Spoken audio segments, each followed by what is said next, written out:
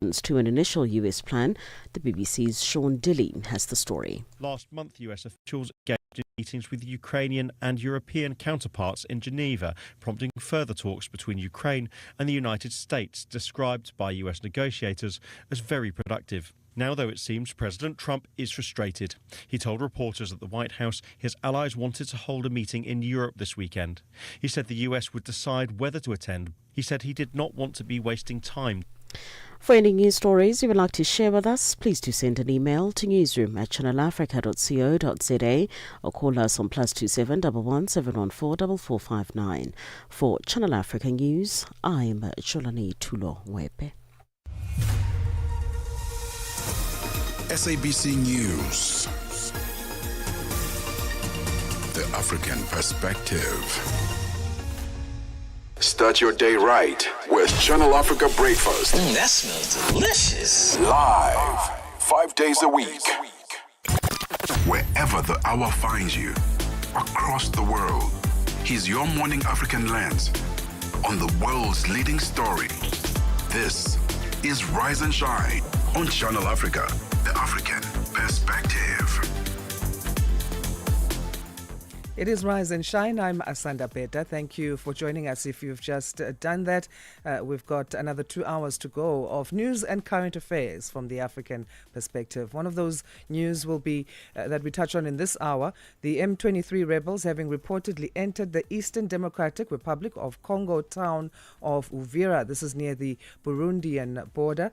And also the Africa is often portrayed through outdated stereotypes, poverty, corruption, conflict and disease is a story we'll be looking at. And there's an organization that goes by the name of Africa No Filter that wants to change that portrayal that we've seen in our continent as far as that's concerned.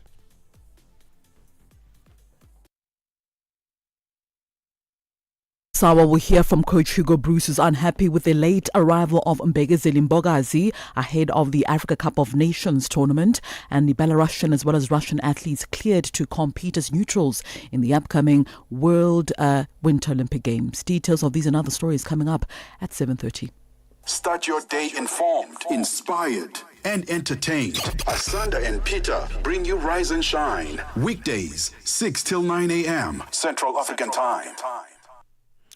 M23 rebels have reportedly entered the Eastern Democratic Republic of Congo town of Uvira near the Burundian border, marking a significant escalation in a long-running conflict that has displaced hundreds of thousands. The move comes shortly after the leaders of Congo and Rwanda met in Washington to reaffirm a U.S.-brokered peace deal. To help us understand the implications, we're joined by Jean-Baptiste Gassominari, Rwandan-based political analyst and expert on regional affairs in the Great Lakes region. Jean-Baptiste, thank you for joining us. How are you? I'm good. How are you? Good, thank you so much as well. And we appreciate you making time to chat to us about this. So how significant, first of all, is M23's reported entry into Uvira? And what does this reveal about the current dynamics in the Eastern Democratic Republic of Congo?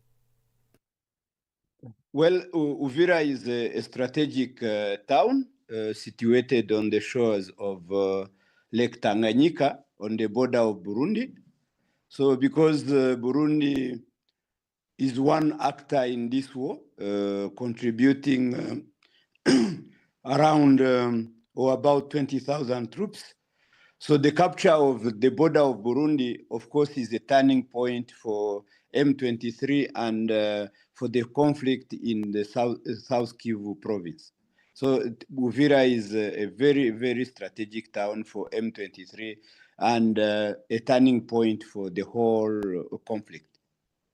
Why is Uvira a key location militarily as well as politically, and what could its capture mean for South Kivu? As I said, more than 20,000 troops from Burundi were fighting alongside DRC forces, and Uvira was the entry point because there is a border post that links the two countries, the Kavimvira border post in Uvira.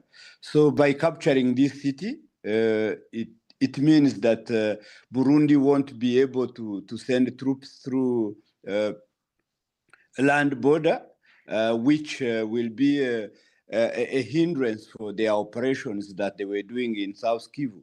So I believe that the capture of this city is a turning point in this conflict that is ongoing between AFC M23 and the government of DRC backed by Burundian troops. As you mentioned then, how Burundi will be affected in all of this because Uvira is near the Burundian border. How might the Great Lakes region be affected? Well, Burundi definitely will be affected because, as I mentioned earlier, Uvira is strategically located at the shores of Lake Tanganyika, roughly 30 kilometers away from Burundi, the economic capital of 30 kilometers from Bujumbura, the economic capital of Burundi. And as you know, the people in Bujumbura were fetching some products from Uvira, and some from Uvira were also fetching products from Bujumbura. But especially during these days when there was a shortage of fuel in the city of Bujumbura, so most of the residents in Bujumbura were refueling their cars in Uvira because it is not far away, just 30 kilometers. So we anticipate that the closing of the border will affect both citizens of both cities. And after the capture of Uvira, some 20,000 refugees also crossed the border to the other side in Burundi. So all these are consequences of the capture of Uvira and the surrounding areas. Kinshasa has accused Rwanda of backing the M23 rebels, while Kigali, the president, denies it. How do you interpret these conflicting claims? Well, this is something that has been ongoing for a long time. I may say it's like a ping-pong game. Kinshasa has been blaming Kigali for backing M23. Kigali accuses Kinshasa of backing FDLR. So I think this is one of the key areas that brought the two countries to Washington for discussion, then later for a peace deal that was signed on 27th of June 2025 and confirmed by heads of state on 4th of December 2025. So I think the issue remains the same. Kinshasa backing FDLR, Rwanda putting in place defensive measures to protect itself against the attacks from FDLR and backers and allies. So I think these are accusations that have been there for a long time, and I think if the two countries do not solve these issues, then we are not going to witness peace anytime soon. So President Tshisekedi has accused Rwanda of violating that U.S. brokered peace deal that you touched on, a peace agreement. How has Rwanda responded? Through a communique that was read yesterday, Rwanda denies the allegations and also point out at Burundi and DRC forces to be responsible for the hostilities that have been ongoing, because they mentioned that they launched attacks by drones and aircrafts and heavy artilleries in the whole region, and they are the ones that caused the recent atrocities that have been ongoing in South Kivu. So as I said, of course, everyone now is putting forward allegations, and it's up now to independent bodies to verify who is responsible of what. Because Tshisekedi choosing Rwanda is an old story. And for Rwanda choosing the Tshisekedi regime and their allies is also a story that we are used to. Right, and then I guess that also does tell us in terms of the prospects of this deal, which you've already touched on. Well, I think it's a bit complicated. You know, in Washington, the peace deal that has been signed involves the government of Rwanda and the government of DRC. But on the ground, it's the AFC M23 that is fighting the government forces. So there is a parallel process ongoing in Doha, and which is not yet completed. So I think when you look at Washington Accord, it's not enough in itself.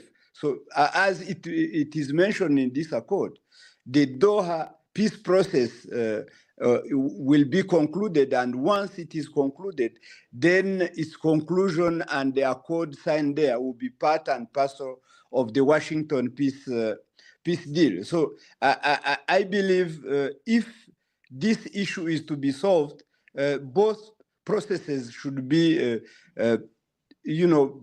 speed up so that when they are all concluded, then they can be monitored if they are being implemented.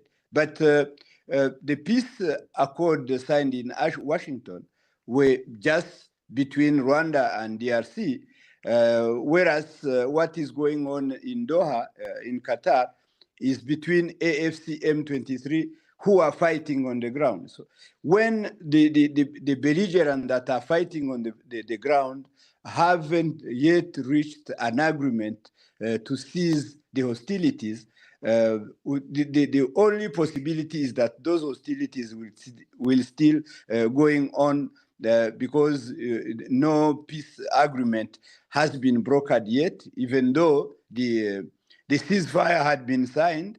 The release of prisoners has also been signed, but we do not know why these two protocols are not being implemented by the parties that signed them in Doha, in Qatar.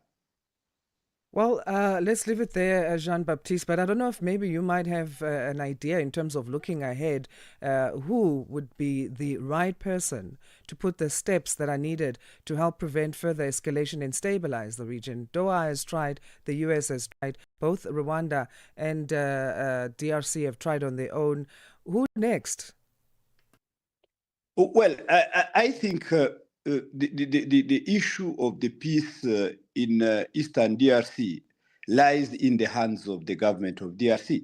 So it's up to Congolese themselves to solve their problems. So no one else will come from outside. Well, somebody may come in, put pressure on one side or do whatever he may do.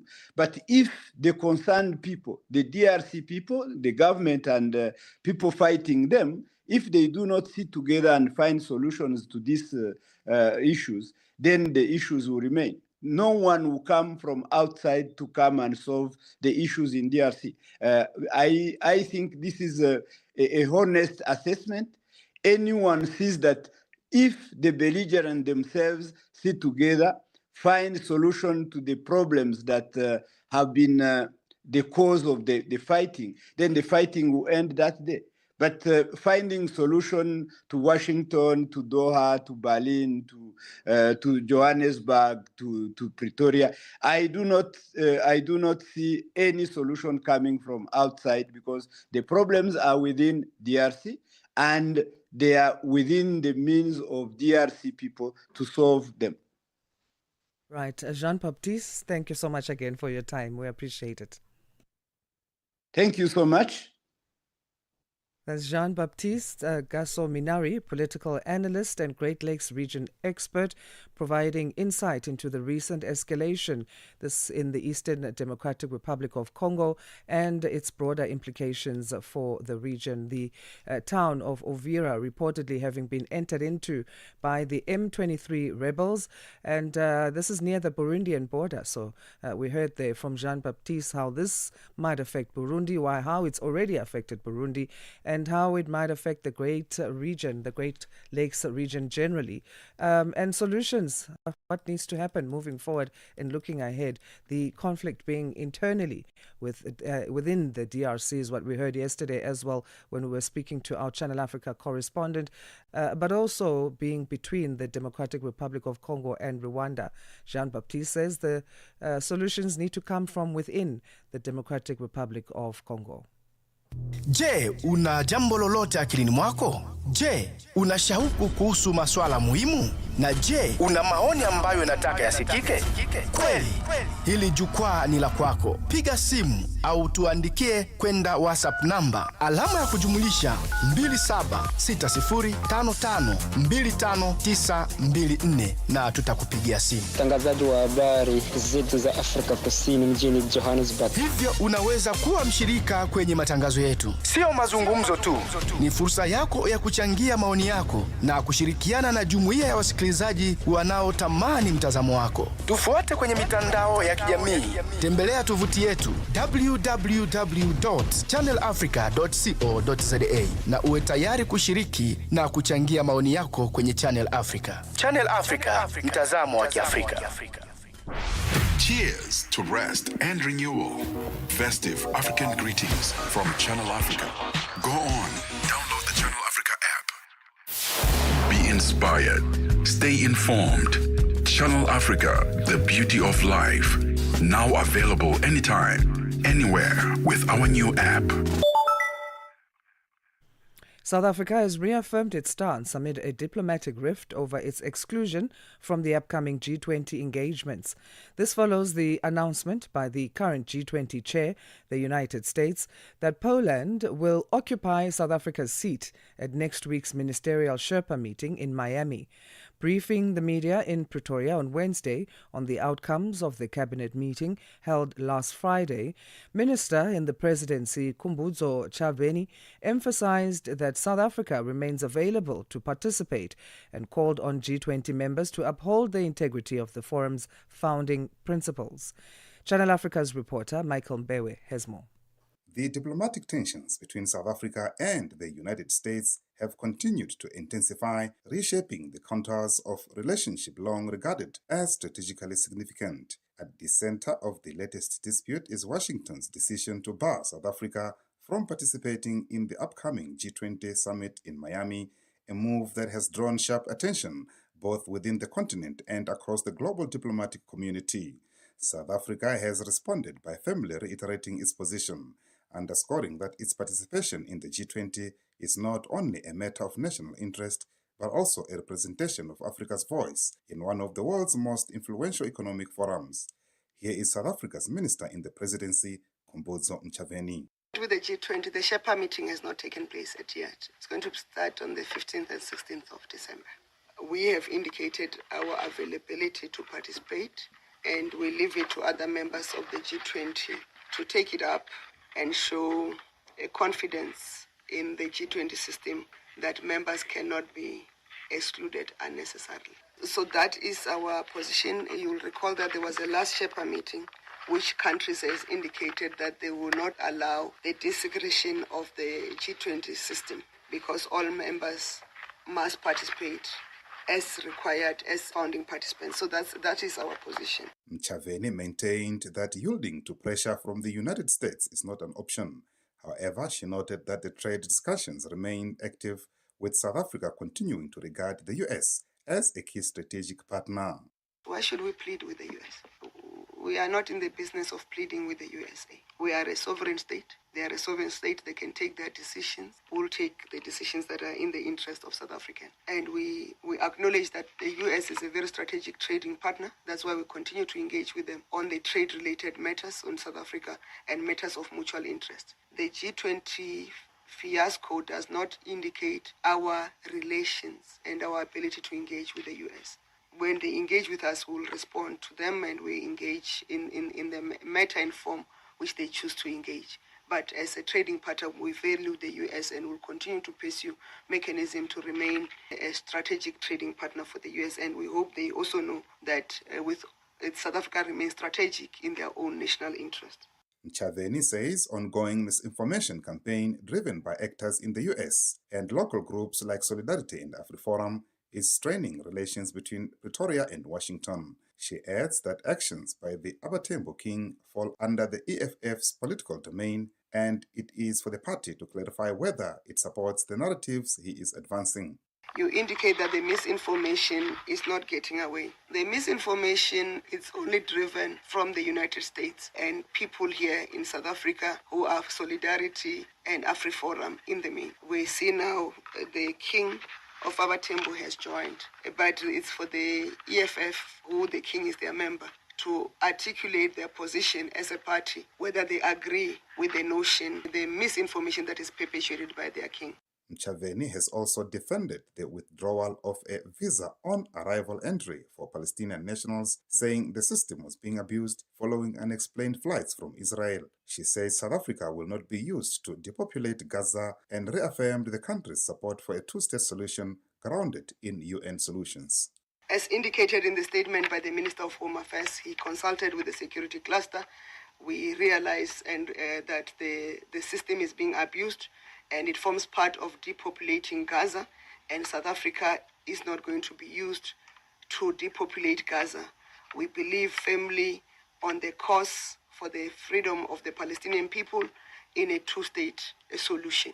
So the people of Gaza must remain in Gaza, and they must get their freedom and protection in Gaza, and the Israeli government must make true to the UN resolution of a two-state, which then is the state of Israel, which is free and protected and safe, and also the state of Palestine, which is free and protected and safe in line with the 1957 borders. That is our position. She underscored that South Africa will not support any tactical efforts aimed at depopulating the Palestinian territories. So any attempts to depopulate Gaza and any portion of the Palestinian territories will not be supported by South Africa, because and I will not go into the details, but there was an abuse of the system. The people who are coming here are not coming through because of their own free will, and their ability to go back to Gaza is very much in question. It's a single exit out, and they leave, and when the departure, maybe we must, as it's already communicated, they depart from an Israeli military base in Rohan. So they are not coming here because of the plight of the people of Palestine. They are coming here as part of the depopulation of Gaza, and we will not support it. Michael Mbewe, Channel Africa News, Johannesburg. South Africa has once again turned its focus to the foundations of its democracy as government and human rights organizations gathered at Constitution Hill in Johannesburg to mark International Human Rights Day, a day that also commemorates the signing of the country's constitution into law. The annual observance of 10 December serves as a reminder of the rights promised to all who live in South Africa and of the work still required to uphold them. Our reporter Lebogang Mabange attended the commemoration and filed this report. The 10th of December remains a symbolic date for South Africa, a reminder of both its painful past and its continued pursuit of justice, equality, and human dignity. Gathered under the theme Human Rights, Our Everyday Essentials, partners including the Department of Justice, the UN Human Rights Office, Constitution Hill, and the South African Human Rights Commission reflected on the state of rights in the country. Speaking at the commemoration, the UN Resident Coordinator in South Africa, Nelson Mafa, said everyday actions must reinforce the democratic values set out in the Constitution. Everyday actions keep rights alive, including defending a journalist's right to report, ensuring a child learns in safety, making services work for all, combating criminality and certainly GBV, challenging impunity and promoting integrity, standing with those on the margins and protecting the defenders who protect us. All of this matters, and these are everyday essentials. Let this year's theme, therefore, remind us that we must rebuild trust in institutions and one another, and we must center communities in decision-making and ensure rights are lived realities for everyone. But despite constitutional advances, rights violations remain a daily reality. Lucky Mohalaba, Deputy Director General for Court Administration at the Department of Justice, warned that gender-based violence continues to undermine human rights. What we see as a reality on the ground today demonstrates that there's still a lot of work that needs to be done to enforce and protect human rights. Gender-based violence continues to cast a long shadow. As a department, we process these matters in the courts on a daily basis, where vulnerable persons seek justice and protection in our courts and in the justice system. The fight against gender-based violence and femicide continues in our country. This development reflects the democratic space in our constitution, which has been created, where before the constitutional era, demands for justice were frequently met with state repression. For some institutions, the deepening socio-economic crisis threatens the very foundations of human rights. Public Protector of South Africa, Koleka Kaleka, raised concern about rising poverty and inequality. It is not a good sign that as a country we are reported in the Sustainable Development Report that poverty is deepening, unemployment is deepening, inequality is deepening, and as investigative institutions entrusted with upholding governance and also entrusted with ensuring that the lives of the people of South Africa are actually improving in line with what is envisaged in our constitution, that we are vested with addressing the imbalances of the past. The South African Human Rights Commission says the Constitution's promises remain unfulfilled for millions. Senior Legal Officer Martina Hunter Personage says complaints to the Commission reflect ongoing failures in basic rights and service delivery. The promises of the Constitution remain unfulfilled for millions who face unemployment, crime, hunger, inadequate public services, gender-based corruption, and inequality that remains among the highest in the world.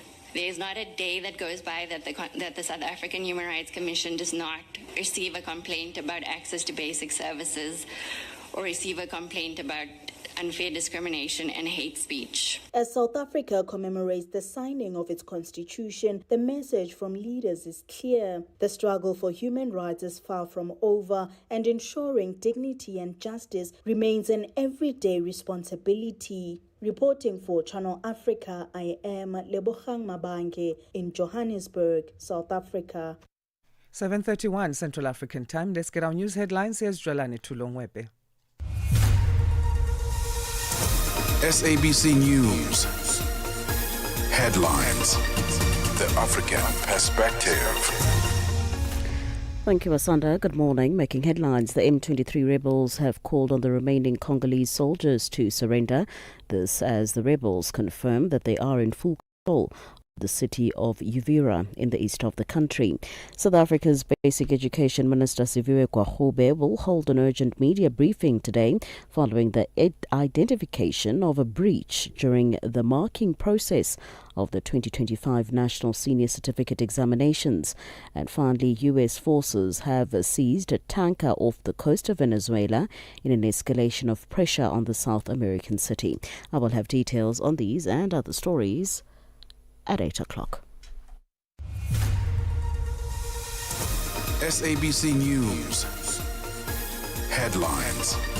The African Perspective.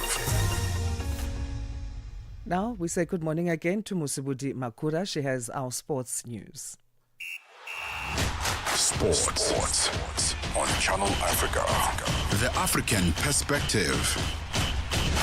Thank you so much, Asanda. Indeed, I have your latest sports news this hour. We'll start with football news. Hugo Bruce, the head coach of the South African men's national football team, has taken a firm stance on discipline in his camp after key defender Mbegezeli Mbogazi reported late for national team duty.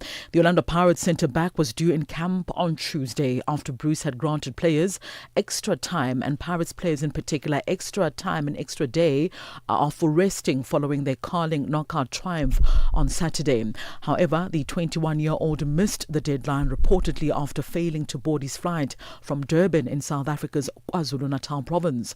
Mbogazi eventually linked up with the squad shortly before Wednesday's training session, but his late arrival left Bruce unimpressed. He missed his flight yesterday in Durban. It was the coach of Pirates who informed me. And he was very angry that he missed his flight. His words, it's an unprofessional attitude. And I think I spoke already to you about the unprofessional attitudes of South African players. You have again an example of it. And then Pirates sent me a message with nonsense. Really nonsense. Why he missed his play. And I will not tell you what the nonsense are. Those are nonsense. And that is the worst thing of that the club protect the player of his unprofessional attitude. Well, Bruce was alerted to the situation by Pirates head coach Abdul Islam Wadu, who shared his frustration at the players' lack of punctuality. For Bruce, whose standards on discipline are well established, Mbogazi's late arrival was deemed unacceptable, particularly for a young defender still striving to cement his place in the national team setup. So I will have a chat with him after training, and I can assure you he's a black guy, but he will get out of my room as a white guy, because that I can't accept. But I know why. Suddenly, Boki is a star. He thinks he's a star. He thinks he has. This is the attitude of a star. I decide when I come. I will explain him. And I'm very angry.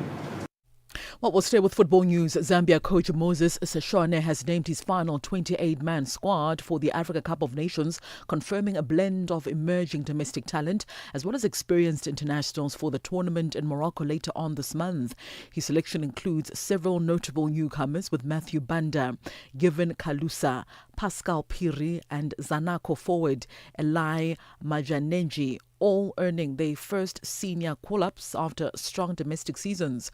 The coach has also reshaped his goalkeeping department, naming 3 uncapped stoppers in Lawrence Mulenga, Francis Mwansa, as well as Willard Mawanzato, taking charge between the posts. Now, the overseas contingent is led by striker Pastendaka, who continues to spearhead the Shipolopolo attack alongside Austria-based Jack Kalechi Lahene.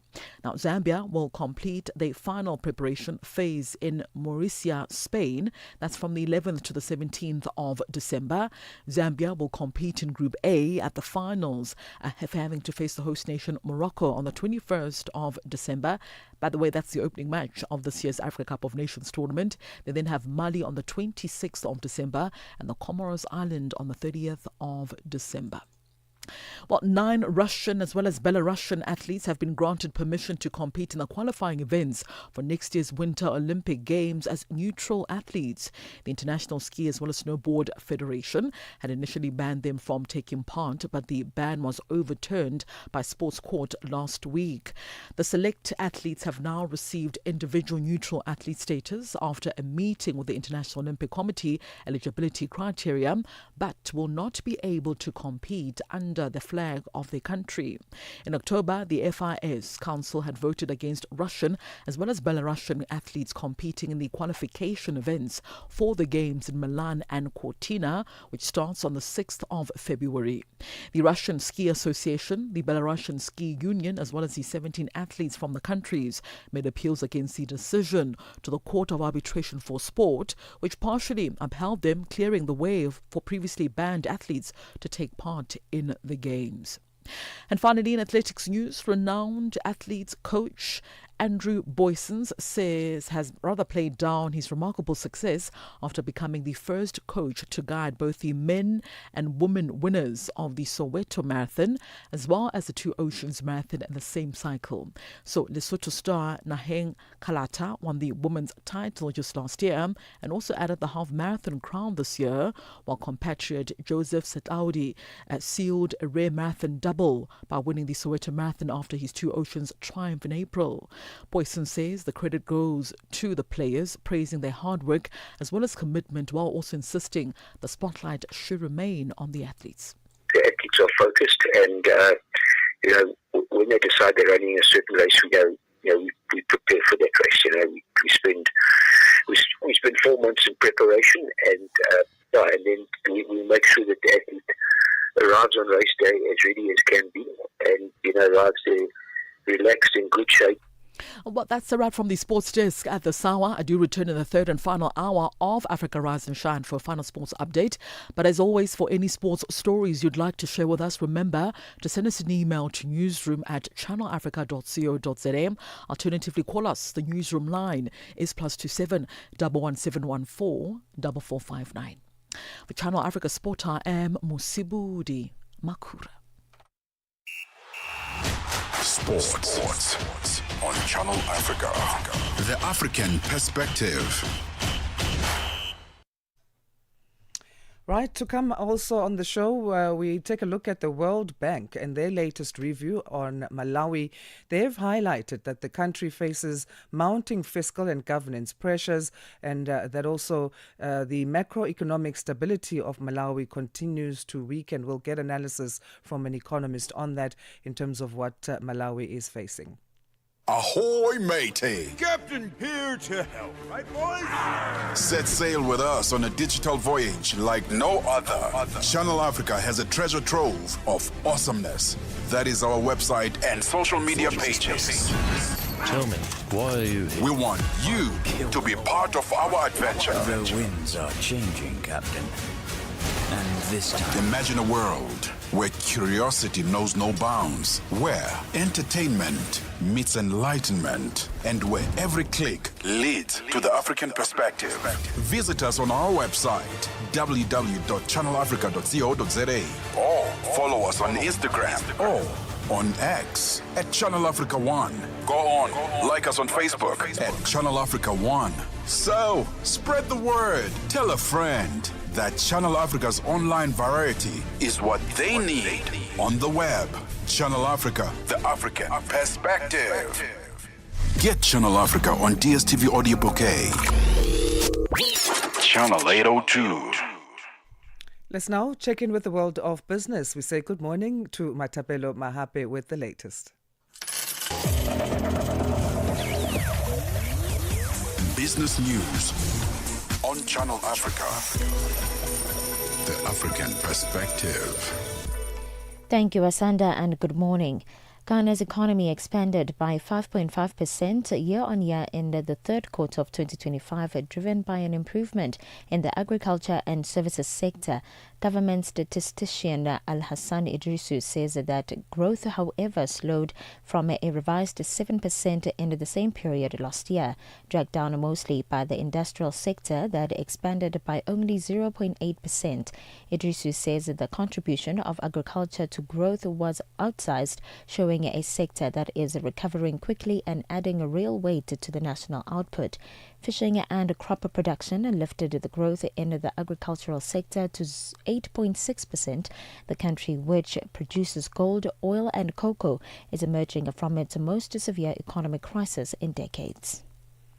And President of the Brazilian Association of Animal Protein has encouraged Brazil and South Africa to enhance cooperation on protein imports and improve food security by implementing science-based veterinary systems. This appeal was made during a high-level bilateral seminar on protein food security in Pretoria. When we have the regionalization, we avoid inflation of food. We faced this, unfortunately, when South Africa banned Brazil, the total country, when we have avian influenza in the first case in Brazil. What happened with the price of the sausages, the Viennas and the Polonies that use MDM that is exported from Brazil to the local processors? Skyrocketed the price. And this, when you have the regionalization, we are keeping the price affordable for the people. And South African transport and logistics company Transnet has finally inked its $645.5 million partnership with a Philippines-based port operator to expand and upgrade the Durban Container Terminal Pier 2. 2 years ago, International Container Terminal Incorporated won the contract to operate the continent's biggest container hub over a period of 25 years. The signing of the deal comes after a Durban court ruling in October dismissing a challenge by one of the losing bidders. Transnet Group Chief Executive Michelle Phillips says that this is a historic private-public partnership aimed at revitalizing the country's ports. You will see this terminal being modernized. You will see new technologies being implemented in this terminal. We will see new equipment being commissioned in this terminal. We will see this terminal's capacity increase from 2 million TEUs to 2.8 million TEUs, and the country will also see this terminal improving in efficiencies and just being able to be more globally competitive, which is what we need right now. And South Africa's Paying Economics Index, which measures the value of all electronic transactions processed through Paying, remained steady in November of 2025 at 103.1 index points compared to October. However, that's up 3.5% the year before. This follows 6 consecutive months of steady monthly and annual gains in the index. These gains for much of the year have been attributed to improved economic fundamentals, which include a lower inflation and interest rate environment and evidence of some improved economic growth, although nowhere near where it needs to be to see fundamental changes in areas like unemployment. Independent economist Elisa Kruger elaborates. The fact that the index did, tread water in the month, I think is just really all about a bit of volatility and the fact that economic activity, doesn't always move in a straight line. But if you compare to a year ago, the index is still up by 3.5% and year to date up by 2.9%. And that's almost double what we had last year in terms of growth in economic activity. So I think that really tells us, there's good growth out there, and we've seen that coming through also in our GDP numbers. And Apple CEO Tim Cook has met with U.S. House members to oppose the App Store Accountability Act, which would mandate age verification for users and potentially involve the collection of sensitive data about children. Cook advocated for parental discretion rather than federal regulations, highlighting the potential for extensive data collection on all users. Similar state laws in Texas and Utah already require parental consent for minors, while a recent Pew Research poll indicates a significant public support for age verification measures. Apple expressed concern that such legislation could compromise user privacy and was apprehensive about the implications for data security and the user experience. And look at your financial indicators. $1 US in Nigeria is trading at 1,452 naira. In Botswana, it's 13.19. In Kenya, the dollar is trading at 128 shilling 51, and in Zambia, it's at 23 kwacha 18. The BRICS countries, $1 in Brazil is trading at 5 real 45. Russia at 77 rubles 66. India, it's 89 rupees 88. While in China it's 7 yuan 6, and in South Africa $1 is trading at 16 rands 99 cents. $1 is trading at 75 pence to the British pound and 85 to the euro. A look at your commodities. Gold is trading at $4,213 and platinum at $1,659 per ounce, while the price of Brent crude oil is at $62.20 a barrel. For any business stories you'd like to share with us, please send an email to newsroom@channelafrica.co.za or call us on +2711 714 4459. For Channel Africa Business News, I am Matapela Mahape.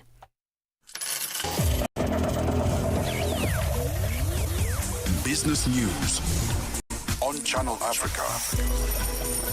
The African Perspective. From Cape to Cairo, Dakar to Dar es Salaam. Rise and shine with Peter Ndoro and Asanda Beda on Channel Africa. 7:46 Central African Time. A newly released report shows that South Africa is a country still committed to democracy, but struggling with deep social challenges. This is contained in the 2025 South African Reconciliation Barometer conducted by the Institute of Justice and Reconciliation. The study also shows that trust in political parties and public institutions remains low. Tutongobeni compiled this report. The 2025 South African Reconciliation Barometer, conducted by the Institute of Justice and Reconciliation, IJR, was conducted a year into the Government of National Unity, GNU, formed after the ruling African National Congress lost its majority in the 2024 elections. The survey serves as a critical resource for policymakers, civil society, government, and researchers by providing a nationally representative measure of citizens' attitudes towards national reconciliation, social cohesion, transformation, and democratic governance. Kate Lefko-Everett, the author of the report, says they have been conducting this report since 2003.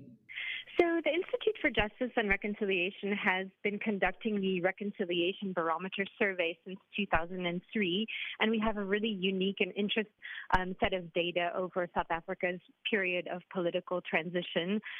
This year, as you mentioned, we conducted our survey right at the point of 1 year of the GNU's first term in office. And what we did find is that the levels of distrust in government and lack of confidence in institutions that we found in 2023 unfortunately remain very high in 2025. However, I think this is a moment of opportunity, and the survey results do show a bit of patience and a kind of wait-and-see attitude towards the GNU, and it's an opportunity for real impact and change to happen. Lefko-Everett says some of the findings include high levels of distrust by citizens in the national leadership and across the largest political parties. We did find high levels of distrust in national leadership, in key public institutions, and also across the four largest political parties in the country. However, we did find some interesting variation in attitudes towards some of the key policy and legislative issues that have been on the GNU agenda. So we found, for example, moderate majority support for national health insurance, for the national dialogue process, and even for the Land Expropriation Act. So it seems like the public is more willing to kind of engage on policy and legislative issues, and there's some diversity of opinion, whereas the distrust levels are more universal. She says the report looked at last year's lead up to the elections as there were expectations of some form of instability in the country.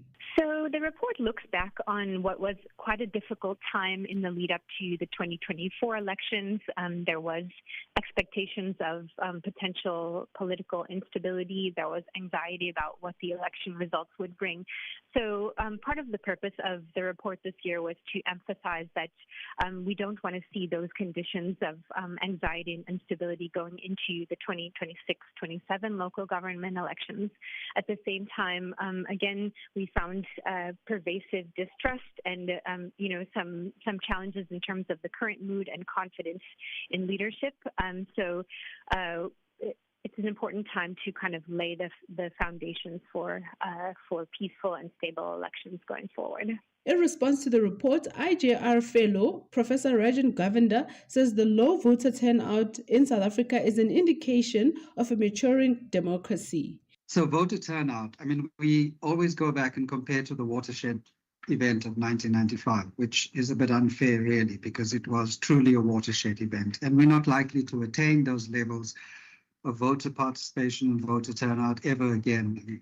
We're 30 years down the line from 1995, and it may not seem like it, but our democracy is maturing. Govender says it's still early days to look at the successes of the GNU, however says there's been a subtle shift in public perception on policies. In terms of the Government of National Unity, my view is it's still too early to successfully assess how the GNU is doing. I think we can get more conclusive assessments as the GNU has more time to embed itself and the different ministers are actually able to gain traction in their policy and their implementation work. But having said that, I would say two things.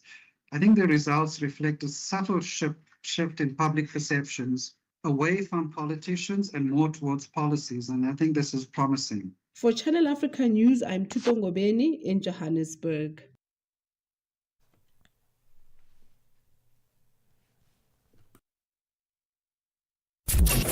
Darubini ya Afrika na I am Henry Shakif. Deogratus Bwire, wewe kama mkurugenzi wa shirika la kutetea haki za binadamu kutoka kule Dar es Salaam, Tanzania. Maandamano yameendelea kwa siku ya pili. Nini kinaendelea? Kwanza mimi ningependa tusiliweke kama wafuasi wa upinzani. Kwa sababu kiukweli mimi nilipata kidogo kushuhudia watu waliokuwa wanapita barabarani hawakuwa kwa namna yoyote ile wamebeba bendera ya chama chochote cha upinzani. Umezungumzia swala zima vitu ambavyo havijakaa sawa vinapaswa kurekebishwa. Vitu hivyo ni nini? Hiyo vitu ambavyo havijakaa sawa tayari nimeshavisema huko. Najua kumekuwepo na mtiririko wa matukio mengi sana. Watu ambao wanakuwa wanapinga masuala kadha wa kadha ambayo yanaonekana kufanywa na vyombo vya dola kwenye mitandao au hata pia nje, wamekuwa wakichukuliwa hatua.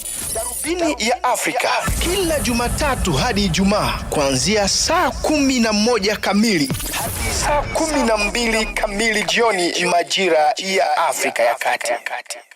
Bringing you the energy, news, and good vibes to kickstart your day. This is Rise and Shine on Channel Africa. And the teenagers go cringe on this one, or no cap. Australia has become the first country in the world to ban social media for children under the age of 16. The ban prohibits them from accessing multiple platforms such as TikTok, YouTube, as well as Meta's Instagram and Facebook. While Prime Minister Anthony Albanese has praised the move, some teenagers are doubtful about its impact. Here's Bonolo Maribe with more. 10 of the biggest platforms were ordered to block children from midnight local time on Wednesday, or face fines up to 49.5 million Australian dollars under the new law. Several companies, including Meta and TikTok, have already started shutting down or disabling accounts for users under 16 to comply with the legislation. Despite drawing criticism from major technology companies and free speech advocates, it was welcomed by many parents and child advocates, and lauded by Australia's Prime Minister Anthony Albanese. Make no mistake, this reform will change lives for Australian kids and allowing them to just have their childhood. For Australian parents, enabling them to have greater peace of mind. But also for the global community who are looking at Australia and saying, well, if Australia can do it, why can't we? While E-Safety Commissioner Julie Inman-Grant elaborated on the country's decision. Well, this is Australia calling time on social media and the deceptive and harmful design features tethering our children to their platforms, gamifying it through endless scroll and snap streaks and autoplay, sending them down dangerous rabbit holes. You know, it's built into the system to keep stickiness through outragement. However, some teenagers are not so receptive. I just feel like there's a lack of trust. Like, I mostly think that the social media should be up to the parents to decide whether their children should be allowed it or not. I don't think it should be a government thing. I kind of see where they're coming from, but also I think if you can get a job at 14, if you can take care of someone's kid, like do babysitting and stuff, I think you should be able to have social media and have the government trust you on it. It's just kind of pointless. It's just we're just gonna create new ways to get on these platforms. So what's the point, you know? Meanwhile, countries like Denmark and New Zealand have indicated they might emulate Australia's model, positioning Australia as a key case study in how far governments can restrict social media without undermining children's freedom of expression. Bonolo Maribe, SABC News. Cambodia has increased troops and weapons along its border with Thailand, launching airstrikes as fighting spread to several new locations. Thailand says it has suffered military casualties, but as both sides exchange fire, civilians on both sides are paying the highest price. Butlale Pele has more on this story. In makeshift camps across Cambodia's Siem Reap province, families who fled border clashes are waking up to another day of uncertainty their lives reduced to tops, fires for warmth, and whatever they could carry. He says, I heard the loud sound of gunfire. I rushed home, grabbed what I could, and we fled. I worry about what I left behind, my rice, my pets, especially my puppies. It is the second time a 31-year-old Mang Suran has been forced to run. His family, including an infant and elderly parents, are now living under a tarp with little food and no blankets. She says, it's so hard living like this. We don't have mats, mosquito nets, or blankets. We can't sleep. Across the border in Thailand, the destruction is just a start. In Sangkau province, a Cambodian rocket tore through 65-year-old Supri Kongkem's house, shattering walls and ruining the rice he planted for this season. He says, I'm sad. My home is damaged. I saved money to build it. Now I'm old. I won't be able to fix it. With renewed clashes, Thai village guards are staying behind to protect homes from looters as explosions echo through border towns. He says, I want this war to end. It's hard for us villagers to make ends meet. Both countries have evacuated hundreds of thousands of people, and with the ceasefire brokered earlier this year now in doubt, families say they want one thing: safety. Cambodia says at least 9 civilians have been killed since Monday. Thailand reports multiple military casualties. Washington says President Trump is pressing both sides to restore calm. I'm Bakali Pile, SABC News. This is Rise and Shine. This is Channel Africa. That's where we're broadcasting from Johannesburg in South Africa. That's where our studios are. And we bring you news and current affairs from the African perspective. We're about to enter the third and final hour of the show. My name is Asanda Beda. Let's get you updated with the news. Here's Jwalane Tulo Mwepe with that. And then after her will be our sports headlines with Musubudi Makura. SABC News. The African Perspective. Thank you, Asanda. Good morning. The M23 rebels have called on the remaining Congolese soldiers to surrender. This as the rebels confirmed that they are in full control of the city of Uvira in the east of the country. It's the last government-held settlement in South Kivu province. Tens of thousands of civilians have fled to Burundi, which is just a few kilometers from Uvira. Patrick Muyaya is the Congolese information minister. The first thing we are hearing and we are very worried about is the displacement of people. More than 200,000 Congolese people are displaced. The humanitarian situation is catastrophic. A week even after the signature in the peace agreement in Washington, Rwanda using drones and all those military materials against civilians, against houses, against schools. South Africa's Basic Education Minister Siviwe Kwahube will hold an urgent media briefing today following the identification of a breach during the marking process of the 2025 National Senior Certificate Examinations. The department says the breach was detected through its internal monitoring and oversight systems. Kwahube will outline her department's immediate intervention to safeguard the integrity and credibility of the 2025 matric results. Still in South Africa, lobby group AfriForum says it has asked police watchdog, the Independent Police Investigative Directorate, to urgently explain why it has taken years for it to finalize its investigation into the killing of Emmanuel Mbense. 51-year-old Mbense was tortured to death allegedly by officials from the Ekurhuleni Metro Police, the SAPS, and a private security company in April 2022. He was later dumped in a dam. Before witness D. Marius van der Merwe was shot dead, he had testified before the Madlanga Commission of Inquiry that he had been instructed to dump the body. The bereaved family has requested AfriForum's assistance in its quest for justice.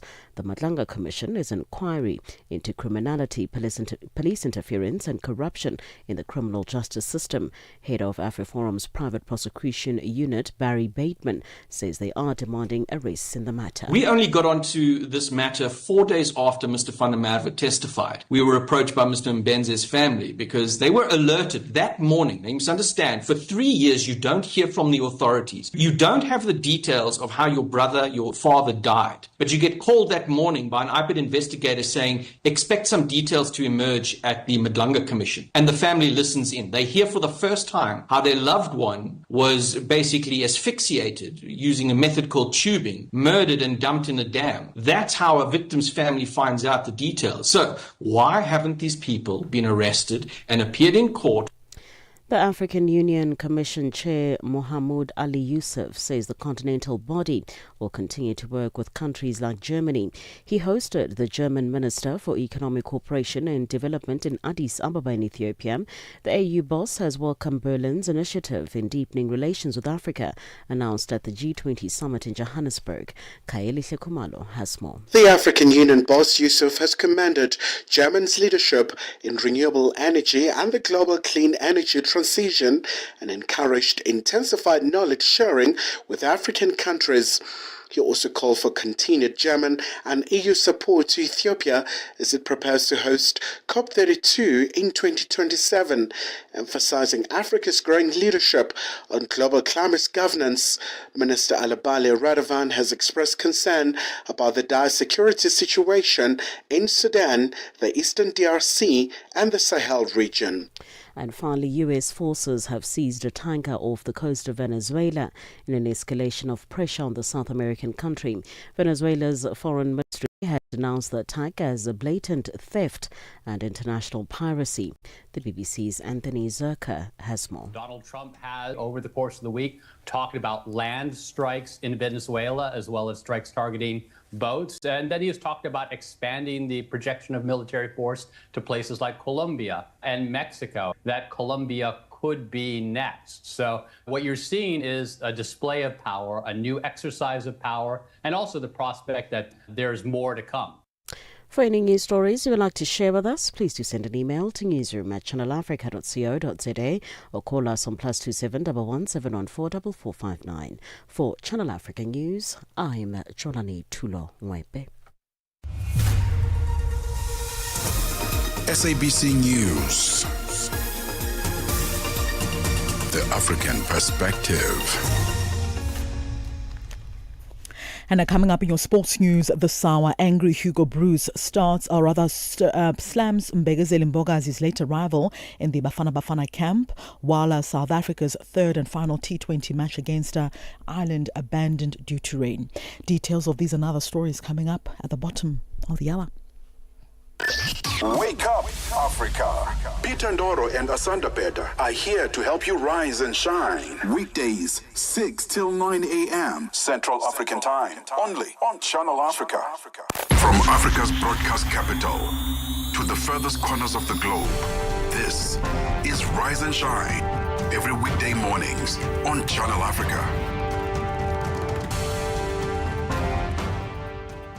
It is Thursday, the 11th of December. I don't know why I was rushing to take us to the 12th of December. Earlier, I thought it was the 12th today. It's the 11th of December, and thanks for staying with us here on Channel Africa and Rise and Shine. My name is Asanda Beda. In this hour, we go to Malawi and looking at the World Bank's latest public finance review that is highlighting that Malawi is facing mounting fiscal and governance pressures, and this also as macroeconomic stability continues to weaken in that country. We'll be speaking to a political economist to unpack what exactly this means and the way forward for the country in Malawi, or the country of Malawi, in terms of tackling these challenges. Of course, more programming will be coming up on the show as we sign off at around 9 o'clock this morning.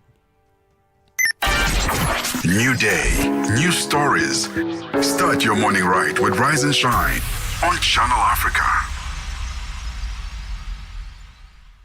Malawi faces mounting fiscal and governance pressures as macroeconomic stability continues to weaken. The World Bank's latest public finance review highlights persistent structural problems, rising debt, widening deficits, exchange rate distortions, and poor public finance management that are undermining economic development. Adding to these concerns, the World Bank has also asked the Malawi government to refund more than $700,000 after a review found that administrative expenses under a major social support project lacked proper documentation. For more on this, we're joined by Kevin Tutani, a political economist in Zimbabwe, to unpack this. Kevin, thank you for making time for us. Good morning. Good morning, Asanda. Thanks for your time. What does this reveal about the state of public finance management and oversight in Malawi, this review by the World Bank? Well, look, the World Bank's public finance review actually revealed some very damning findings. Amongst them, 60% of social spending within Malawi, that is education, health, social welfare, 60% of that is actually being financed by external players. You're looking at other governments, non-governmental organizations, meaning that the government of Malawi itself is only capable of financing 40% of its social spending. So if things continue in this way, well, we don't want to say this as Africans, but we don't want Malawi to become destitute such that its government is helpless to even provide social spending for its people. So it's nearing crisis levels there. The World Bank, according to its review, highlights the persistent structural problems, poor public finance management, among other issues. What structural and political factors do you see as the primary causes of this widening fiscal deficit in Malawi? Well, look, state-owned entities are actually providing implicit subsidies to the population of Malawi, that is companies and individuals, households and businesses. How is this happening? They're providing water, electricity, other state services that you can think of. They're providing most of this at below cost of production. All right. So what happens now is they're now making losses persistently, and they're surviving on government bailouts. They're surviving on government transfers. They're surviving on these various forms of government assistance, amongst other things, which now is becoming a heavy burden for the government. And it's a huge structural issue as well. So that's one thing to note as well. State-owned entities are providing implicit subsidies. Also, is the reliance on short-term domestic borrowing to finance recurrent expenditures in Malawi, which has prompted warnings about a potential debt inflation loop. So how high is that risk, and what is driving it? Well, the risk is high because as it stands right now, the Central Bank of Malawi is doing what is called the monetization of debt.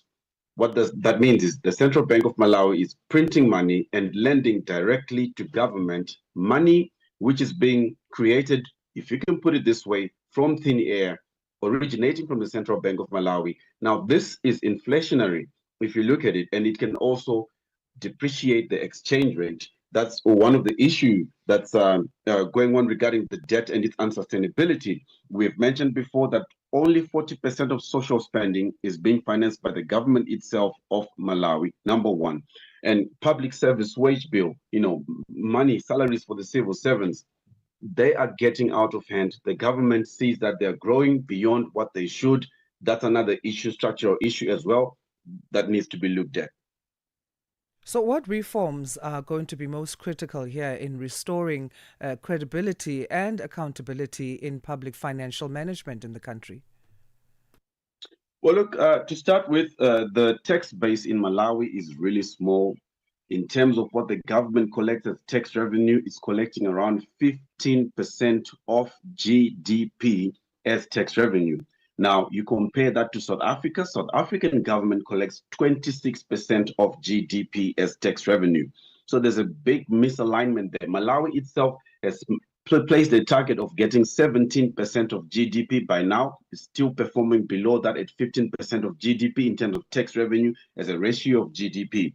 So Malawi needs to increase its tax base. We understand that there's a lot of exemptions being issued to a number of potential taxpayers by the government itself. and so they are not paying tax. And the tax laws have been identified to be very complicated, meaning that a number of institutions and individuals, because the tax laws are complicated, are being discouraged from paying tax, and they find that tax evasion is a better avenue or route to take. Right. And apart from that, when you have 15% of GDP as tax to GDP ratio, that also indicates that there's a lot of informality in the informal sector is growing. It needs to be transformed into the formal sector by establishing laws that allow the ease of doing business, amongst other things. Interest payments have now been reported as exceeding 115 million US dollars per month. So what will the strategy be that's needed there on this front in terms of debt management? Once again, I think this takes us to the issue of widening the tax base, because for the government to look at interest payments as though they're manageable, it has to increase its tax revenues. But apart from that, there are a number of fiscal reforms in terms of spending. We understand that state-owned entities in Malawi, they are subject to corruption. So then the implicit subsidies we've talked about, they're providing services at below cost of production, state-owned entities. The government itself, the public service wage bill has gotten out of hand. The government can streamline its public service, reduce the number of civil servants that are on, government payroll. They can also address corruption in state-owned entities. Apart from that, they can also streamline purchasing within government if they ensure that purchasing within government is being done at market rates. Since government is a big purchaser in itself, even below market rates, there's some savings to be made, and then there's room to pay these interest payments on debt with more ease than what's going on at the moment. And then there's exchange rate distortions as well, and implicit subsidies, which have been cited as key factors that are weakening public finances. So what political and institutional dynamics make such distortions difficult to correct? I think in your previous point you mentioned corruption. Yes, but when we mention exchange rate distortions, we particularly are looking at central bank, and what this actually brings across is the fact that the Central Bank of Malawi has a fixed exchange rate. Now, this fixed exchange rate, which the Central Bank of Malawi has actually made the valid exchange rate for the whole country, that means it is overvalued in terms of its value for the kwacha. It's overvalued, the Malawian kwacha. So what the Central Bank of Malawi now needs to do, they need to begin to drive towards a floated exchange rate, where laws of demand and supply begin to determine the actual value of the Malawian kwacha. So that can be possible, and that's an institutional issue, which of course might also imply that the central bank, the central bank governor of Malawi is being politically influenced by political appointees, you name them, from the topmost office and going all the way, anyone who's above him, they're influencing him or her to maintain a fixed exchange rate. Because what we do know is you cannot manage a fixed exchange rate when you have persistent current account deficits, balance of payments, current account deficits. And Malawi, amongst its great troubles, is it is having persistent current account balance of payments deficits. So they need to drive towards a floated exchange rate. And then, of course, there's usually political resistance when it comes to fiscal reforms that need to be made within any country. And I don't think Malawi will be exempt from that. But then in the country, what political economic strategies could help build consensus for deeper structural reforms in the country of Malawi? Will it be what you mentioned earlier, the strategy of purchasing within government and also eradicating corruption? Yes, eradicating corruption is a key issue. If it's addressed, we will see the government making notable savings. What else would be needed then on a political economic strategy front? And as well, we understand that the ruling party, the one which is the ruling party, more efficient, more and more, if you can put it that way. So if Malawi looks out of the country to external players like the World Bank and the IMF or even other bilateral partners, how might that support or influence reform outcomes, especially in light of the recent $700,000 refund request by the World Bank? Right. What we do understand of the current global, economic order is that institutions such as the World Bank, the IMF, they were inherently designed to benefit the global north, and obviously by default or by design to disadvantage weaker countries, poorer countries such as Malawi itself. For example, when most of the poor countries that the World Bank has intervened in, including the IMF itself, these institutions have recommended structural adjustment programs, which have on several occasions driven countries that have taken those recommendations to become poorer. So in some way, being left subject to the World Bank and such international institutions somehow means you are surrendering your sovereignty. That's number one. And you risk also, by surrendering your sovereignty, to take prescriptions that can actually destroy your economy. We do understand that reforms need to be made. There's no rocket science here in terms of what we've been discussing as some of the reforms that need to be made. If the government of Malawi shows political will and begins to make these changes, I think within the medium term, 1 to 3 years, there's no need for it to look to international institutions such as the World Bank and international capital markets for it to revive its finances. Kevin, thank you so much for your insights. Very valuable, and we appreciate your time as Channel Africa. Thank you.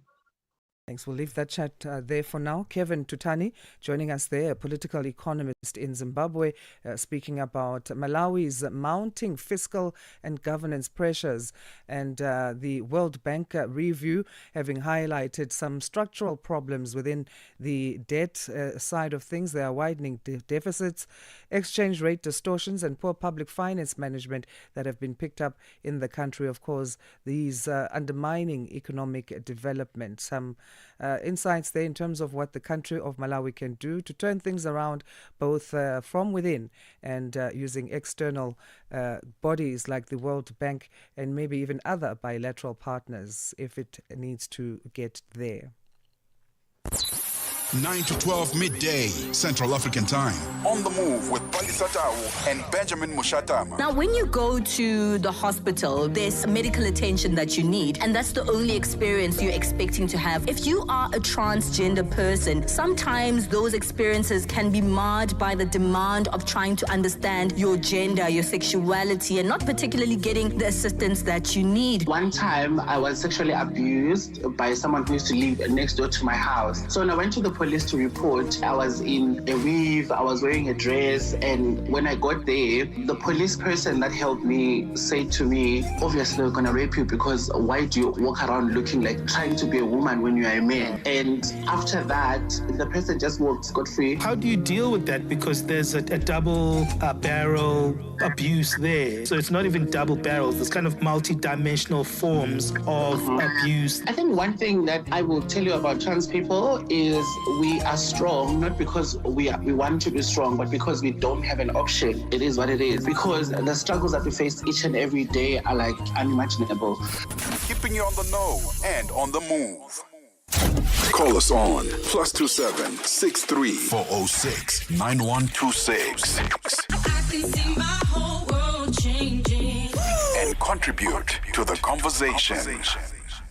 At Channel Africa One is where you can contribute to the conversation. That's our social media handle across our various platforms of X, Facebook, Instagram, TikTok. What's the other one? YouTube. Yes, we're everywhere. Literally, get in touch. We'd love to hear from you. In an effort to curb the deaths of initiates at initiation schools in South Africa, the country's Parliament Ad Hoc Committee on Customary Male Initiation visited initiation schools in the Eastern Cape province of the country, where 11 initiates have died since the start of the summer initiation season. Our reporter Nomzwanele Ngoma filed this report.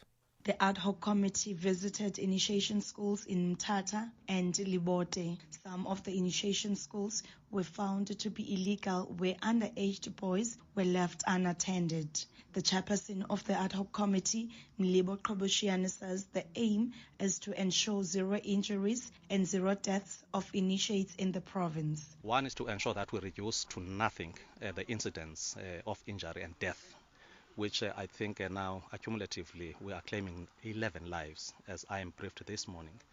And you can see the last season, which was a winter season, also was not pleasing. But as long as there is no death, is what we would like to see in the province of the Eastern Cape. The second thing, there are boys who have lost their own manhood. The restoration of that is quite expensive. It's taking toll. I'm meeting the doctors on Friday for that reconscientization, the plan of how to assist those that are silently moving in their own villages and communities without their organs, which is quite a very depressing situation.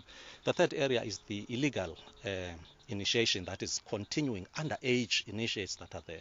So we are trying by all means to ensure that we are compliant. Qoboshiane says measures were put in place prior to the opening of the season to ensure safe initiation. Before the start of this new season on the 14th of November, our traditional surgeons and traditional nurses were all invited. 100 of them were trained, and just to understand exactly what are the basics, what are the hygienic standards, how to manage and take care and effort when it comes to younger initiates that are there for the first time. And we are quite pleased with that, because this is a real problem where there is no care, and the post-care effort kind of training and empowerment of the initiate is a problem. The OR Tambo region has recorded the highest number of deaths of initiates. Oftentimes, the causes of deaths include dehydration, beating of initiates, and botched circumcision. Nkosi Zolile Lutuka conceded they are fighting a losing battle. Much as we are trying our level best to assist in the process of going to the practice, but there's still reluctance, especially in the side of the parents, because wherever you go where you discover illegal initiation school, when you follow that information, you will be told that, you know, a certain female has led the kids to that situation. So it's clear that some of the parents are still battling to understand in terms of what is it that we mean when we say let's do away with illegal initiation schools, especially in this juncture, because we are losing the kids unnecessarily. The ad hoc committee is expected to visit initiation schools in the Mhlonhlo area. Boys rescued from the illegal initiation schools have been moved to a rescue center in Mhlonhlo. Nomzwane Lemgoma at Mthatha in the Eastern Cape. South Africa has reaffirmed its stance amid a diplomatic rift over its exclusion from upcoming G20 engagements. This follows the announcement by the current G20 chair, the United States, that Poland will occupy South Africa's seat at next week's ministerial Sherpa meeting in Miami. Briefing the media in Pretoria on Wednesday on the outcomes of the cabinet meeting held last Friday, Minister in the Presidency, Khumbudzo Chabeni, emphasized that South Africa remains available to participate and called on G20 members to uphold the integrity of the forum's founding principles. Channel Africa's reporter Michael Mbewe has more. The diplomatic tensions between South Africa and the United States have continued to intensify, reshaping the contours of relationship long regarded as strategically significant. At the center of the latest dispute is Washington's decision to bar South Africa from participating in the upcoming G20 summit in Miami, a move that has drawn sharp attention both within the continent and across the global diplomatic community. South Africa has responded by firmly reiterating its position, underscoring that its participation in the G20 is not only a matter of national interest, but also a representation of Africa's voice in one of the world's most influential economic forums. Here is South Africa's Minister in the Presidency, Khumbudzo Chabeni. With the G20, the Sherpa meeting has not taken place yet. It's going to start on the 15th and 16th of December. We have indicated our availability to participate, and we leave it to other members of the G20 to take it up and show a confidence in the G20 system that members cannot be excluded unnecessarily. So that is our position. You'll recall that there was a last Sherpa meeting which countries has indicated that they will not allow the disintegration of the G20 system because all members must participate as required as founding participants. So that is our position. Mchaveni maintained that yielding to pressure from the United States is not an option. However, she noted that the trade discussions remain active, with South Africa continuing to regard the US as a key strategic partner. Why should we plead with the US? We are not in the business of pleading with the USA. We are a sovereign state. They are a sovereign state. They can take their decisions. We'll take the decisions that are in the interest of South African. And we acknowledge that the US is a very strategic trading partner. That's why we continue to engage with them on the trade-related matters on South Africa and matters of mutual interest. The G20 fiasco does not indicate our relations and our ability to engage with the US. When they engage with us, we'll respond to them and we engage in the matter and form which they choose to engage. But as a trading partner, we value the US and will continue to pursue mechanism to remain a strategic trading partner for the US. And we hope they also know that South Africa remains strategic in their own national interest.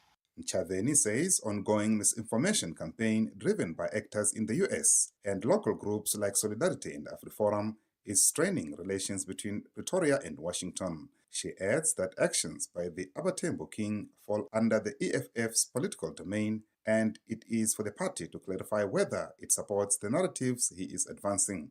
You indicate that the misinformation is not getting away. The misinformation is only driven from the United States and people here in South Africa who have Solidarity and AfriForum in the main. We see now the king of Abatembo has joined, but it's for the EFF, who the king is their member, to articulate their position as a party, whether they agree with the notion, the misinformation that is perpetuated by their king. Mchaveni has also defended the withdrawal of a visa on arrival entry for Palestinian nationals, saying the system was being abused following unexplained flights from Israel. She says South Africa will not be used to depopulate Gaza and reaffirmed the country's support for a two-state solution grounded in UN solutions. As indicated in the statement by the Minister of Home Affairs, he consulted with the security cluster. We realize that the system is being abused and it forms part of depopulating Gaza, and South Africa is not going to be used to depopulate Gaza. We believe firmly on the cause for the freedom of the Palestinian people in a two-state solution. So the people of Gaza must remain in Gaza and they must get their freedom and protection in Gaza, and the Israeli government must make true to the UN resolution of a two-state, which then is the state of Israel, which is free and protected and safe, and also the state of Palestine, which is free and protected and safe in line with the 1957 borders. That is our position. She underscored that South Africa will not support any tactical efforts aimed at depopulating the Palestinian territories. So any attempts to depopulate Gaza and any portion of the Palestinian territories will not be supported by South Africa, because and I will not go into the details, but there was an abuse of the system. The people who are coming here are not coming through because of their own free will, and their ability to go back to Gaza is very much in question. It's a single exit out, and they leave, and when the departure, maybe we must, as it's already communicated, they depart from an Israeli military base in Rohan. So they are not coming here because of the plight of the people of Palestine. They are coming here as part of the depopulation of Gaza, and we will not support it. Michael Mbewe, Channel Africa News, Johannesburg. It's now 8:30 Central African Time. Let's check in with the news headlines. Here's Jwalani Tulongwepe. SABC News. Headlines. The African Perspective. Thank you, Asanda. Good morning. Making headlines, the M23 rebels have called on the remaining Congolese soldiers to surrender. This as they have confirmed that they are now in full control of the city of Uvira in the east of the country. South Africa's Cooperative Governance and Traditional Affairs Minister, Velenkosini Hlabisa, says consultations are underway with the Electoral Commission on choosing the date for the 2026 local government elections. And finally, a federal judge in New York has ruled the U.S. Department of Justice can publicly release grand jury records from the 2019 sex trafficking case against the late pedophile Jeffrey Epstein. I will have details on these and other stories at 9 o'clock. SABC News. Headlines. The African Perspective. Now let's find out what's happening in the world of sports. We get the latest from Subudi Makura. Sports on Channel Africa. The African Perspective. Thank you so much, Asanda. Good morning once again from the sports days. It's still our leading story this hour. Hugo Broos, the head coach of the South African men's football team, has taken a firm stance on discipline in his camp. This after key defender Mbengezeli Mbogazi reported late for national team duty. The Orlando Pirates centre-back was due in camp on Tuesday after Broos had granted Pirates players an extra day of rest following their Carling knockout triumph over the weekend. However, the 21-year-old missed the deadline, reportedly after failing to board his flight from Durban in South Africa's KwaZulu-Natal province. Mbogazi eventually linked up with the squad shortly before Wednesday's training session, but his late arrival left Broos unimpressed. He missed his flight yesterday in Durban. It was the coach of Pirates who informed me, and he was very angry that he missed his flight. His words, it's an unprofessional attitude. And I think I spoke already to you about the unprofessional attitudes of South African players. We have again an example of it. And then Pirates sent me a message with nonsense, really nonsense, why he missed his play. And I will not tell you what the nonsense are. Those are nonsense. And that is the worst thing of that the club protect the player of his unprofessional attitude. Well, Broos was alerted to the situation by Pirates head coach Abdelislam Wadu, who shared his frustration at the players' lack of punctuality. For Broos, whose standards on discipline are well established, Mbogazi's late arrival was deemed unacceptable, particularly for a young defender still trying to cement his place in the national team. So I will have a chat with him after training, and I can assure you he's a black guy, but he will get out of my room as a white guy, because that I can't accept. But I know why. Suddenly, Boki is a star. He thinks he's a star. He thinks he has. This is the attitude of a star. I decide when I come. I will explain him. And I'm very angry.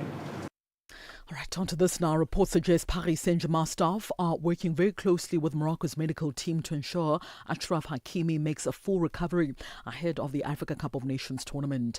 The African Player of the Year will travel to Morocco to continue his rehabilitation, accompanied by French club PSG's medical staff who will monitor his progress. Hakimi is expected to feature at AFCON before returning immediately to his club duties in Paris. Now, sources close to the situation confirmed that there is a strong and a positive cooperation between Paris Saint-Germain's medical team as well as the Moroccan national team's medical staff to ensure the defender's rehabilitation is properly managed. Hakimi remains a key figure for both club as well as country, and his fitness will be crucial for Morocco's ambitions at the continental showpiece. On to some cricket news now. Laura Wolford, South Africa, concluded a 3-match T20 series against Ireland on Wednesday after the third and final encounter at the Willamore Park Stadium in Benoni in the east of Johannesburg got abandoned due to rain. The Proteas walk away with a 2-series win after registering one-sided victories in each of the first 2 matches. In the first T20 match, the skipper herself, Laura Wolford, stood up from the front and smashed only her second century in the format with a quick-fire 115 from just 56 balls in Cape Town. The host then eventually posted 220 on the board and later bowled out England for just 115 runs. South Africa again scored 200 runs in the second T20 international through the contributions of Thea Tunnicliffe, Sine Lys, Nadine van Niekerk, as well as Marizan Kamp and Chloe Tryon, who all contributed with the bat for South Africa. And finally, South African lock Eben Itzebeth has accepted his 12-month match ban.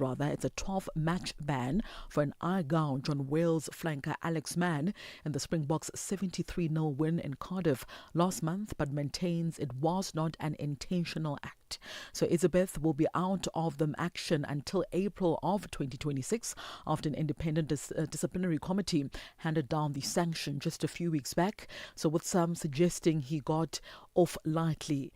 The double World Cup winner took onto social media then on Wednesday to offer a detailed explanation of what transpired and also maintains he never intentionally targeted Mann's eye. So according to Itzebeth, he claims he was struck by Mann with an open hand to his neck and chin area, which was not spotted by the officials, and he then moved to retaliate with an open-handed blow of his own. Itzebeth says it was this movement that led to what he claims was an accidental eye gouge on Alex Mann.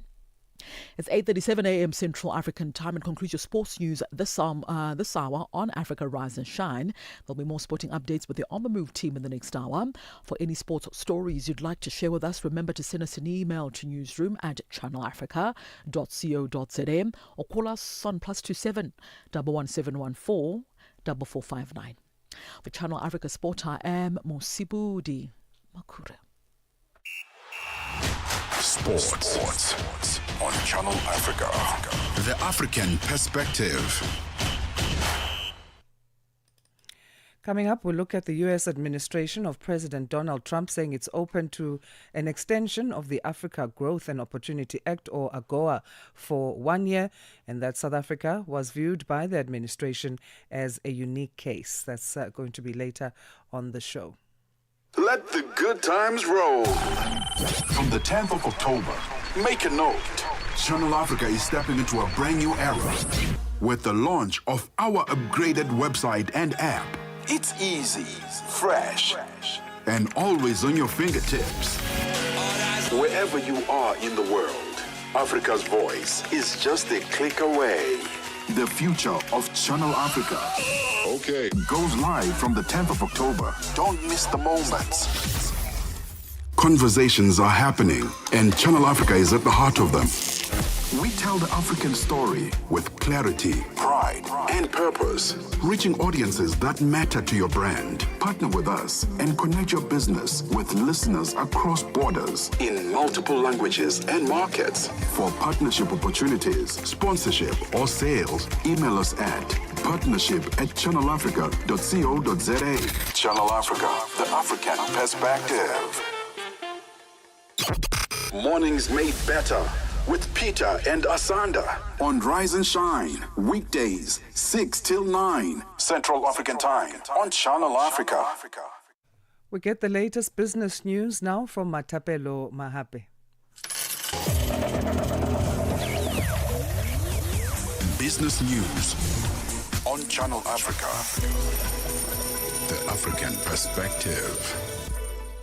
Thank you, Asanda, and good morning.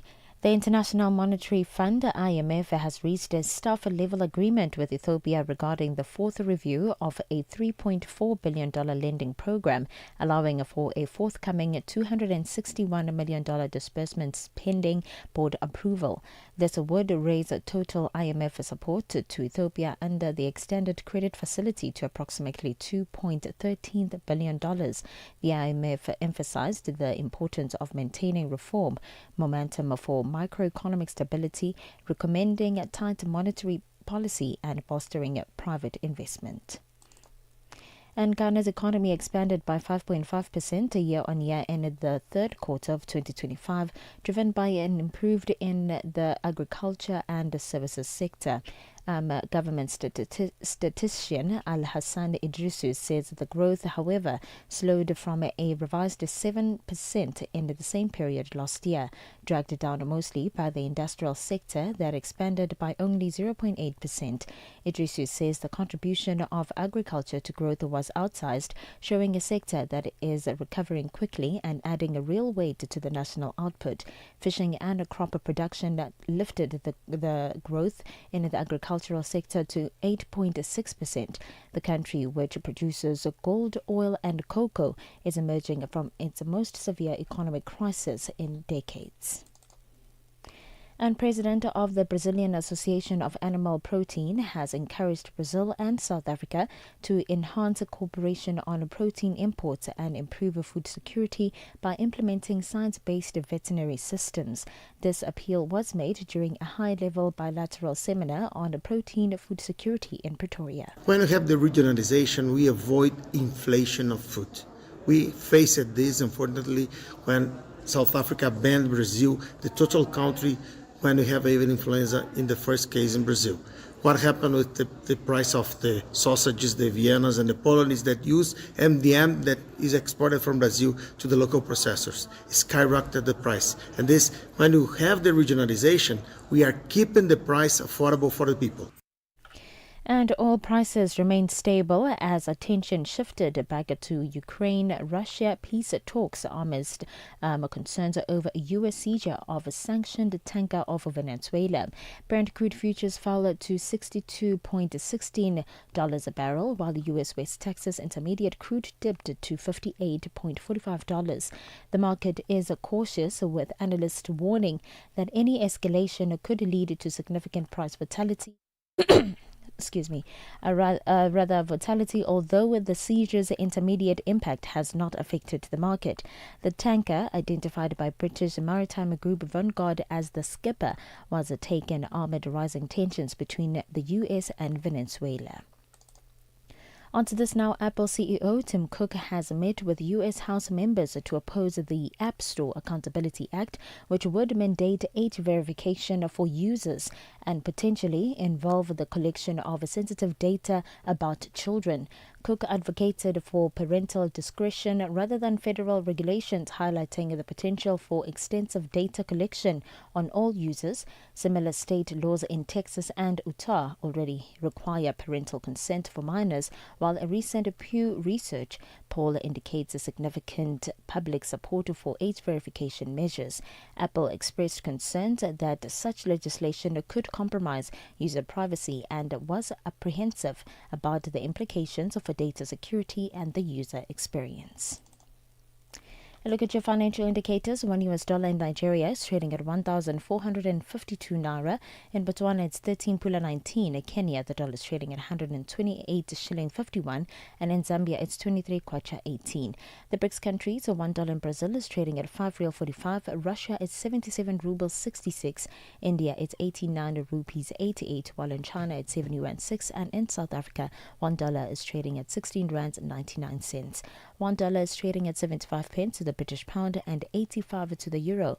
A look at your commodities. Gold is trading at $4,211 and platinum at $1,649 per ounce, while the price of Brent crude oil is at $62.15 a barrel. For any business stories you'd like to share with us, please send an email to newsroom@channelafrica.co.za or call us on +2711 714 4459. For Channel Africa Business News, I am Matapela Mahape.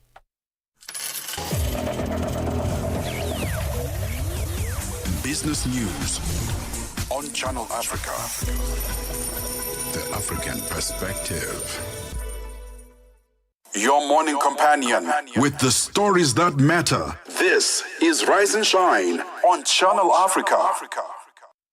It's almost 8:45 Central African time here on Rise and Shine. The president of the Brazilian Association of Animal Protein, Ricardo Santin, is urging Brazil and South Africa to deepen cooperation on protein imports and bolster food security by adopting science-based veterinary systems. He made the call at the association's high-level bilateral seminar on protein food security held in Pretoria. Channel Africa's business reporter Innocent Samusa has more. It is believed that South Africa relies on imported poultry and pork imports to keep prices stable and ensure affordable protein for millions of households. When diseases such as foot and mouth disease or bird flu emerge, government decisions directly influence food availability, price stability, and trade continuity.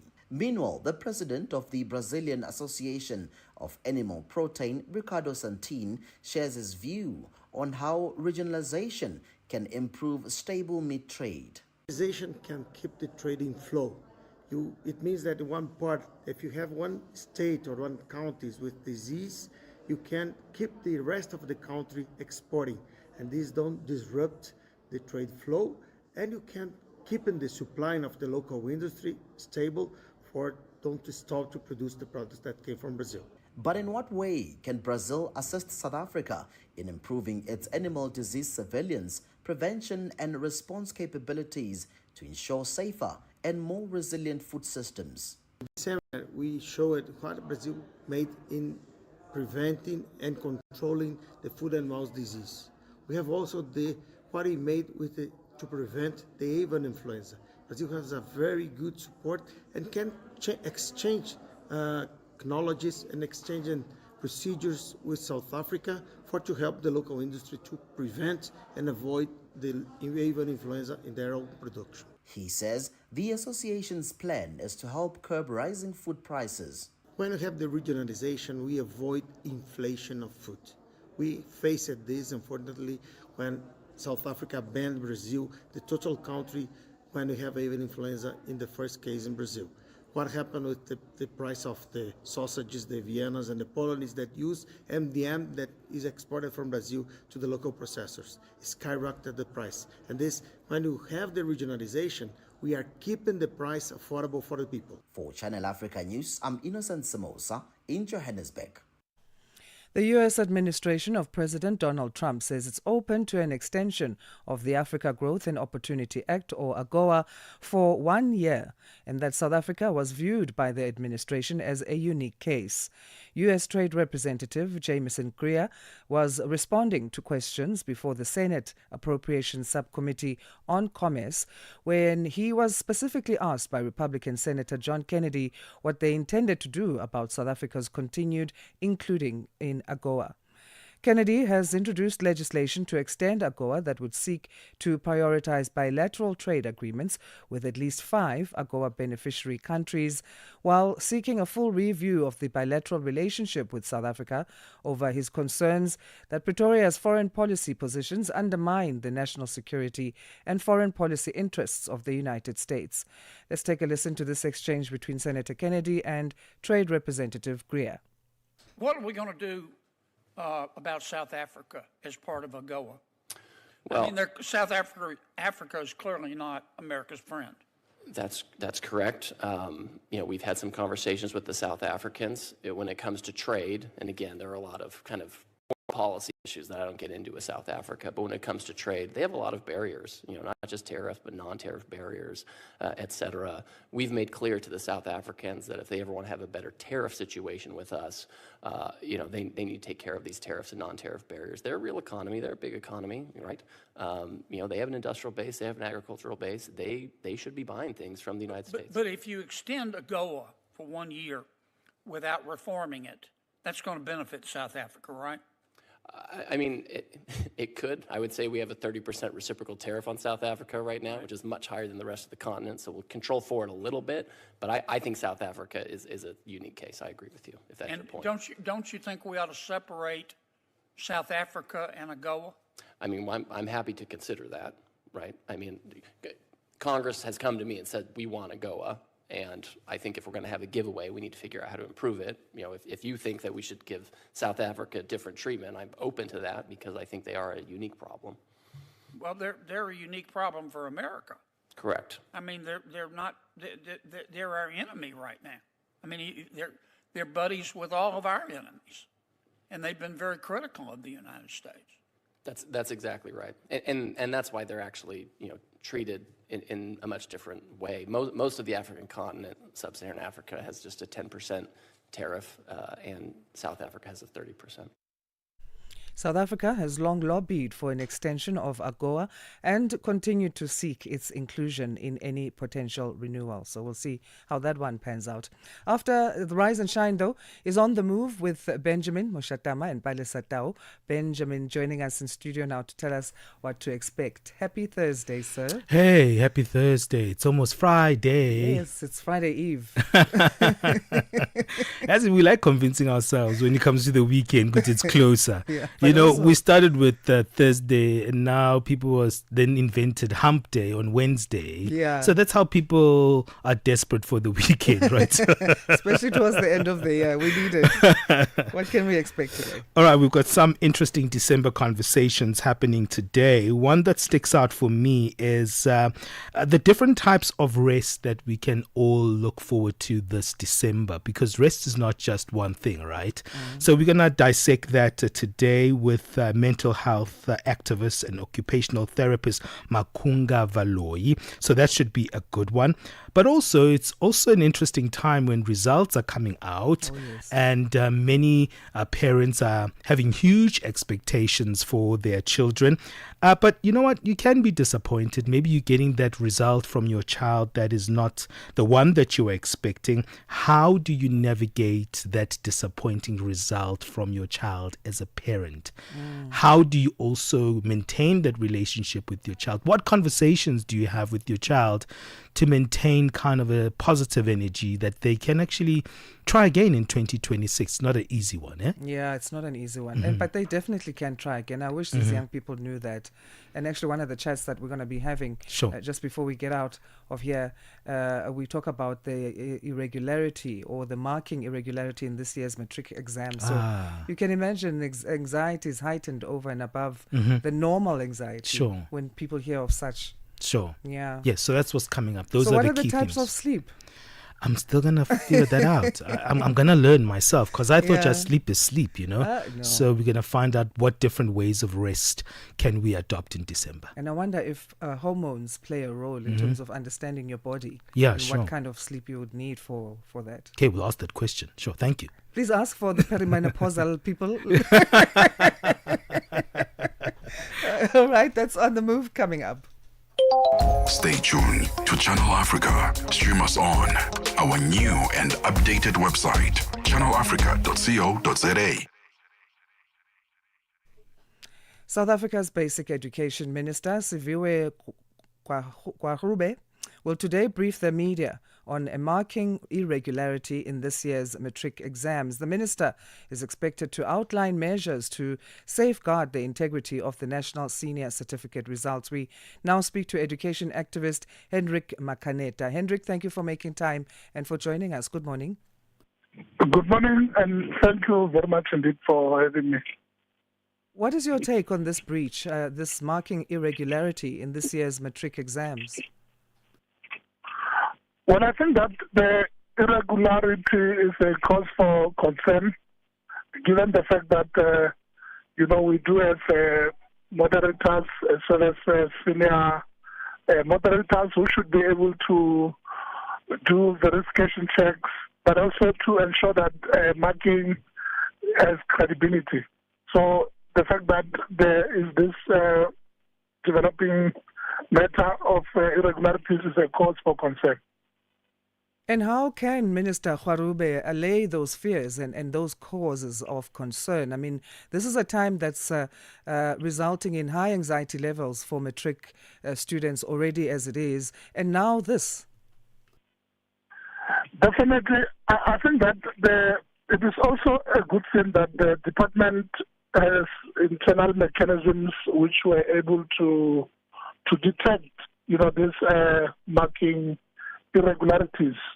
It would have been more of a problem if, Umanusi was the one that highlighted such irregularities. The fact that an internal process discovered this shows that the minister has put in place mechanisms as well to be able to detect such. But I think in the long run, perhaps there might be a need for us to move to, the digital space in as far as marking is concerned, because continuously relying on individuals to mark, that can be problematic. Minister Gwarube is expected to outline certain measures in terms of making sure that the integrity of the National Senior Certificate results is maintained. What do you think will be crucial in Minister's address? And I think you mentioned one of the issues that is crucial at this point is moving from individual marking to a digital way of doing this. What will be the points that you would expect to hear from Minister Gwarube? I think that first and foremost, the minister should address the issue of consequence management. You know, there must be accountability. If people know that there will be consequences for not complying with all the requirements of marking, then I'm sure that can serve as a mitigating factor. Because if the minister cannot address consequence management, then we may see the problem recurring in the near future. So that is first and foremost, which something that can lead to holding people accountable. Those who are found wanting should be held accountable in this regard. And of course, at the center of all of this is the student, the actual matriculants or matric students. What would you want them to know about this and this particular time that is quite crucial to their mental health? Yes, of course. Obviously, you know, the matric learners will be concerned as well, because this is a matter of, you know, their academic performance as well. And of course, if there are any irregularities, it affects, you know, their marks as well. And so the minister should be able to assure the class of 2025 that, you know, the department will be able to do everything possible to make sure that no learner is jeopardized, no learner loses marks as a result of such conduct. Remember, apart from the... All right. You know what? Thanks so much, Hendrik. We'll leave it there for now, and we appreciate your time again. Thank you very much indeed. Hendrik Makaneta is an education activist speaking to us about South Africa's basic education minister, Siviwe Gwarube, today planning to do a briefing to the media on a marking irregularity that was picked up by Umalusi in this year's matric exams. It's one of those stories that are very, very important, and hoping that everybody just stays calm until the minister does give us outlines measures in terms of how the integrity of the national senior certificate results will be maintained. Hoping that will be solved speedily. From Africa's broadcast capital to the furthest corners of the globe, this is Rise and Shine, every weekday mornings on Channel Africa. And that's how we come to the end of Rise and Shine on this 11th of December. Happy Thursday, everybody. My name is Asanda Beda. We'll do this again tomorrow from 6 till 9. Coming up, of course, is On the Move. Balisa and Benjamin fuel your day with fresh African